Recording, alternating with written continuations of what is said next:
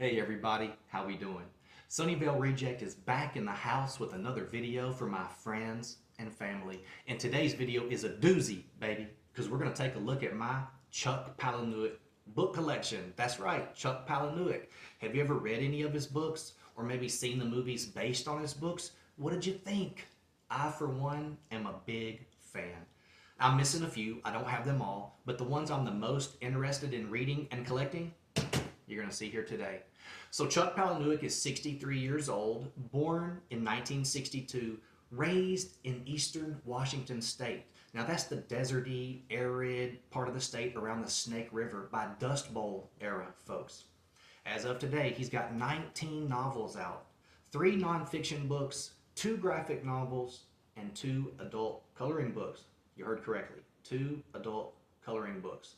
He was nominated for the Bram Stoker Award twice, once for Haunted and once for Lullaby.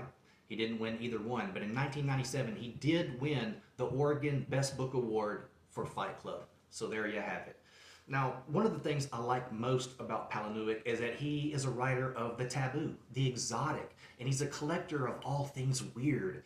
These stories are fascinating, and they're the ones that have been deemed improper by the powers that be. But I'm so glad that he collects them, processes them, and turns them into novels, else we may never hear these people's stories. And by the same token, you've got a story in you too. Don't let anybody take that away from you. And one day, when you're ready, tell your story.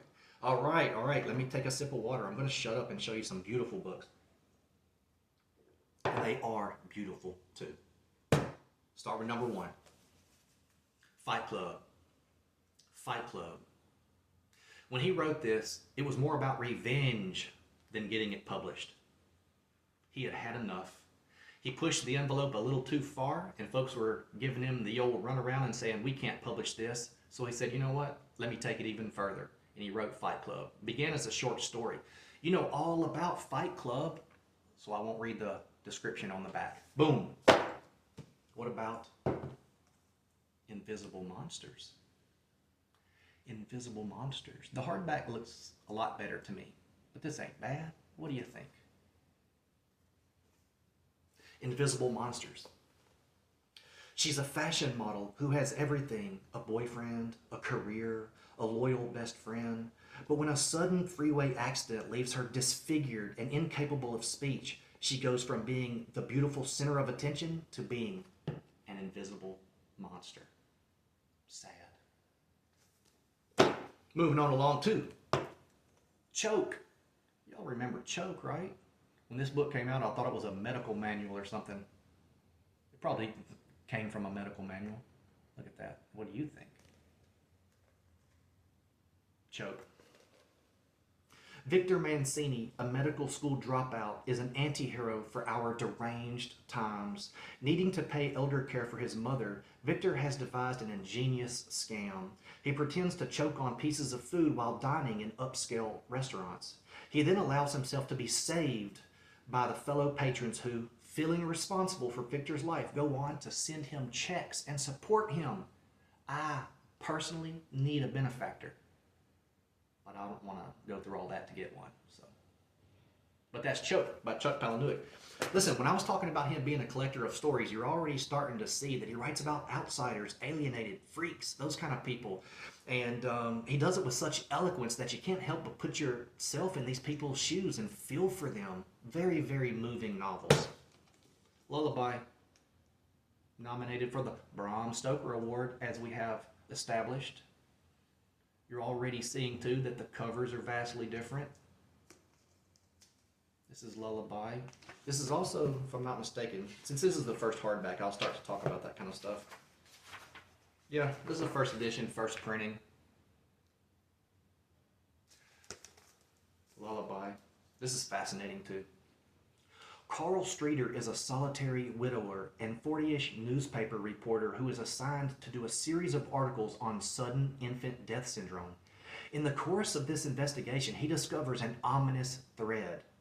The presence on the scenes of these deaths of the anthology Poems and Rhymes from Around the World, opened to a page where there appears an African chant or culling song. The song turns out to be lethal when spoken or even thought. in anyone's direction, and once it lodges in Streeter's brain, he finds himself becoming an involuntary serial killer. Now think about that. A plague that spreads by hearing it as opposed to sneezing or coughing. A plague that spreads by hearing it. That's difficult to avoid, right? All right, all right. Look at this beautiful copy of Snuff. It's got a reflective mylar cover there. It's a first edition, first printing from Glens of Destiny on Amazon. They have beautiful books. And here's one right here. 600 Men, one porn star, going for a record. This is interesting. This is a cool book because the font in this is a different color than we're used to. Look, can you see that? It's not black. It's like a bronze or a brown even. But it's a beautiful book, and let's see. Yay, yay. There we go.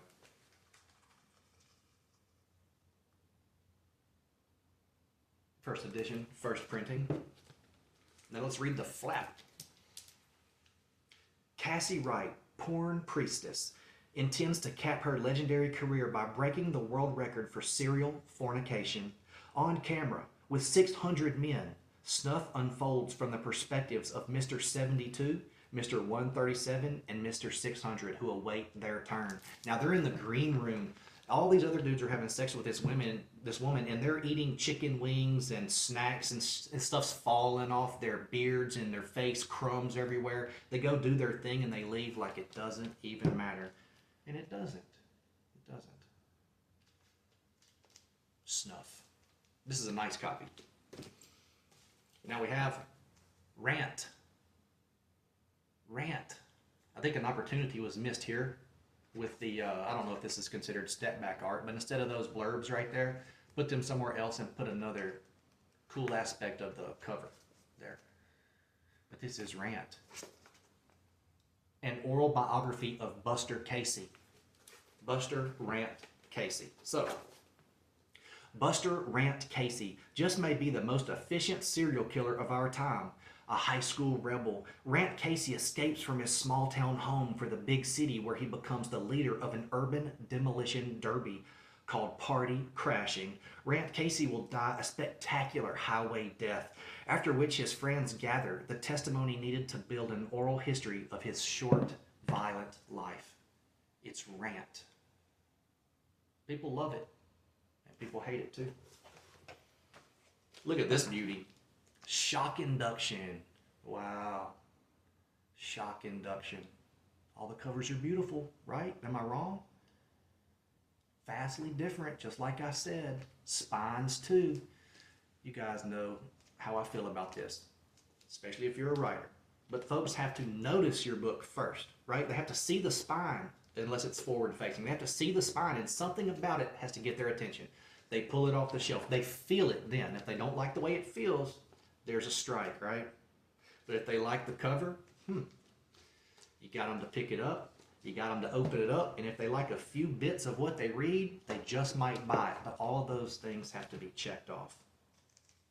And this does. Look at this. He also does this too. Sometimes, you know, you have fascinating covers, but sometimes the books themselves have designs. This, of course, is a first edition, first printing. It's a newer book. You know, I think it came out in 2018. No, excuse me, 2024. Yeah, 2024 on this bad boy. First edition, first printing. All right, what's it about? I was just getting to that. Samantha Dill has always hit the books hard. Her curiosity and drive make her the perfect candidate for recruitment by Greener Pastures, a secret organization of billionaires on the hunt for the best and brightest teenagers. It soon becomes clear, though, that if it were up to Greener Pastures, America's highest achieving youth would be auctioned off before maturity and condemned to a life of corporate mediocrity. But Sam Dill isn't going down the rabbit hole without a fight. What happens next? Read the damn book and find out. These books are hard to give up, the hardbacks, because they're so nice, but the paperbacks, these paperbacks I will not keep. I will find somebody to give them to, like a student, or I'll take them to the free library. It's damned. It's damned. I don't have Doomed, but I will get it soon. What's it about? Madison is the 13-year-old daughter of a narcissistic film star and a billionaire abandoned at her Swiss boarding school for Christmas. She dies over the holiday, presumably over a marijuana overdose. The last thing she remembers is getting into a car and falling asleep. Then she's waking up in hell, literally. Madison soon finds herself sharing a cell with a motley crew of young sinners, a cheerleader, a jock, a nerd, and a punk rocker, all united by their doomed fate, like a breakfast club of the damned. That sounds pretty cool. Come on. And these books, they're not really that long. This is 240. You know, you're talking about a beach read, you know, maybe at the pool or at the airport, but a day, a couple of days, and they're that fast paced. And his twists and turns, yeah, he's got them, but he disguises them very, very well. So they're fun, entertaining reads that always have some message to proffer. Next, diary. Simple, yet beautiful. It's diary. Check this out, y'all.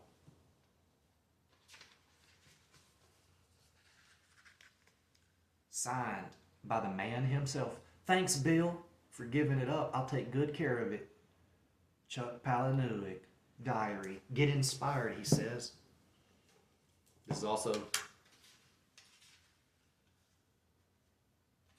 first edition, first print. Yeah, there it is.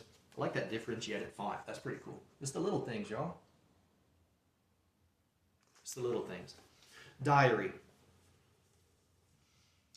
Diary takes the form of a coma diary kept by one Misty Tracy Wilmot as her husband lies senselessly in a hospital after a suicide attempt. Once she was an art student dreaming of creativity and freedom. Now, after marrying Peter at school and being brought back to once quaint, now touristy and overrun Watansia, hope I said that right, Watansia Island, she's been reduced to the condition of a resort hotel maid. Peter, it turns out, has been hiding rooms in houses he's remodeled and scrawling vile messages all over the walls.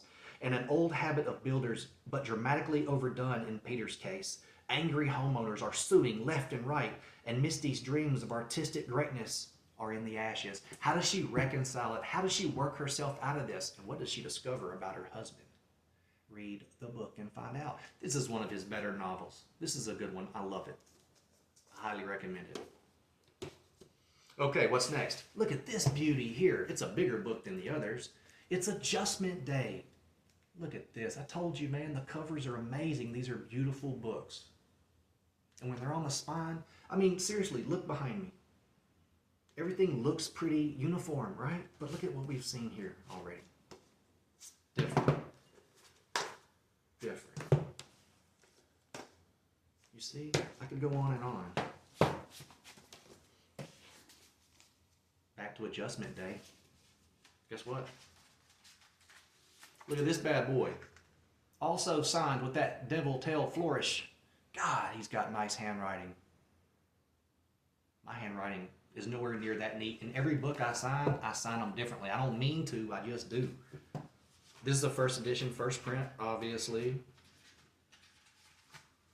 Just show you guys, for you collectors out there that care about this kind of stuff. First edition, first print, signed copy of Adjustment Day. People pass the word only to those they trust. Adjustment Day is coming. They've been reading a mysterious book and memorizing its directives. They are ready for the reckoning. Adjustment Day, the author's first novel in 4 years, is an ingeniously comic work in which Palahniuk does what he does best, skewer the absurdities in our society. Smug, geriatric politicians bring the nation to the brink of a third world war in an effort to control the burgeoning population of young males. Working class men dream of burying the elites, and professors propound theories that offer students only the bleakest of futures. It's a beautiful book. Adjustment Day. Get yourself a copy. Okay. I don't know anything at all about this. I have no idea. It's just a little cheap paperback I got off of Amazon. Haven't read it yet, but I planned on reading it the other day. I actually started reading a Terror Academy book called School Spirit, and I just started reading it yesterday, and I'm almost done. I got 10 pages. It just happens that way sometimes, right? But sooner or later, I'll make it to this one. Heard good things about it, but I don't know anything about it really. So let's read the back. Meet Otto and Cecil, two brothers growing up privileged in the Welsh countryside. They enjoy watching nature shows, playing with their pet pony, impersonating their grandfather, and killing the help. Murder is the family business, after all. Downton Abbey, this is not. Yep. And that's all I know. Some folks said it was really wacky. A lot of people like this better than some of his other work, and some people hate it. One day we'll get to it. One day we'll get to it. All right, guys, we got a couple more books left. Let me just take a sip of water. I appreciate y'all sticking with me. Your support means so much to me. And I hope everybody out there is doing well. So here we go. Look at this beauty here. It's called The Invention of Sound. The Invention of Sound. Look at that.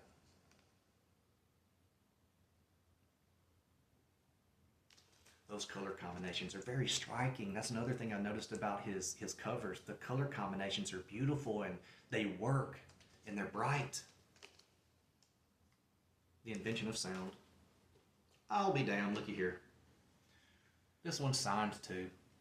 I'll be darned. My boy. And it's a first edition, first print.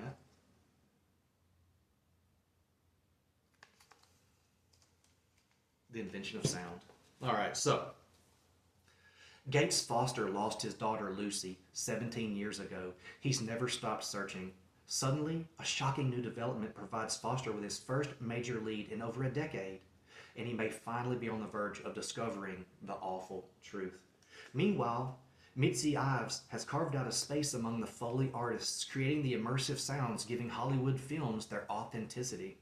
Using the same secret techniques as her father before her, she becomes an industry-leading expert in the sound of violence and horror, creating screams so bone-chilling they may as well be real. Are they? What lengths would somebody go to be the best and to succeed in Hollywood, which has got to be cutthroat as hell, right? We will read this one. I want to hold this one in my hands, honestly. I like this book a lot. It's very pretty. And yes, I do buy books based on the cover. But usually if I know something about the author, right? Thank you, guys. We got one book left, and then I'm shutting up, and you guys can get out there and have some fun. It's Tell All. This is probably considered his worst book. I mean, it got terrible reviews, but I already like the cover of it. Can y'all see the glitter? It's like you're looking at letters on a marquee, and they're bright, and they blur a little bit. See? The glitter. Very, very cool, clean. I like this.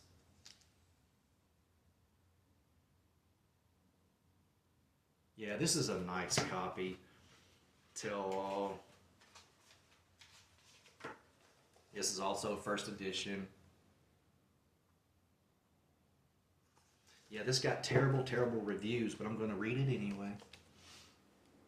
Soaked, nay, marinated in the world of vintage Hollywood, Tell All is a Sunset Boulevard inflicted homage to old Hollywood when Bette Davis and Joan Crawford ruled the roost, a veritable Tourette's syndrome of rat-a-tat-tat name-dropping from the A-list to the Z-list, and a merciless send-up of Lillian Hellman's habit of butchering the truth that will have Mary McCarthy cheering from beyond the grave. Really, it's about an aging actress who becomes, I don't know, she gets in a relationship with a young suitor. The young suitor is a wannabe screenwriter, is that it? And he writes a screenplay about her death. Spooky stuff, right? Does she die in the way he wrote it? Will he see to it? We'll read the book one day and find out. But it is beautiful, y'all, and it's thin, like I said.